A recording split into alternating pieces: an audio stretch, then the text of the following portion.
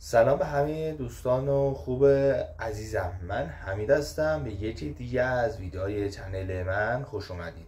امروز قصد دارم یه وبسایت خفنی بهتون معرفی کنم که بتونید داخل این سایت تا 23 تا ارز دیجیتال رو استخراج کنید و فقط با کلیک کردن و همون لحظه این ارزها رو به صورت خودکار به کیف پول خودتون واریز کنید. خیلی خفن هستش. تا آخر این آموزش با ما باشید. خب دوستان، شما وارد این وبسایت میشید. دقیقا شما وقتی که میاد اینجا بالا سر این ارزها رو میبینید، میتونید اینا رو استخراج کنید. خب ما واسه ثبت نام کردن اینجا میزنید و اینجا مستقیما ایمیل فاست پی خودمون رو اینجا قرار میدیم. حالا ما اینو انجامش میدیم و واسه ثبت نام کردن اینجوریه.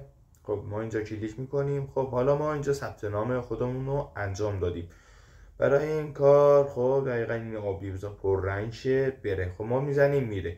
مثلا اینجا شما حالا هر کدوم از ارزها رو مایل بودید میتونید اینجا استخراج کنید. حالا ما میایم اینجا تون رو انتخاب میکنیم و یه چند دقیقه صبر میکنیم. خب اینجا یه زمان بندی داره. این زمان بندی تموم شد، ما رو این کلیک میکنیم.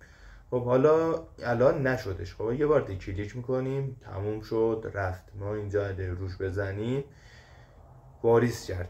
دقیقاً اتوماتیک به کیف پولمون واریز کردش. خب حالا ما بازم یه بار دیگه این کار رو انجام میدیم. بذار حالا شد. بازم میام یه خورده پایین‌تر روش کلیک میکنیم. خب بازم برای ما واریز کردش.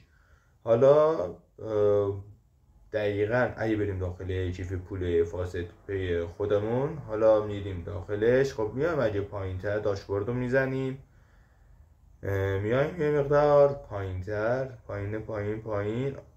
دقیقاً این دوتا ارز اتوماتیک خودش مستقیما به کیف پول خودمون واریز کردش و خیلی خفن و راحت شما میتونید داخل این وبسایت خیلی زیاد میتونید کلی ارز استخراج کنید بدون هیچ کاری کردن.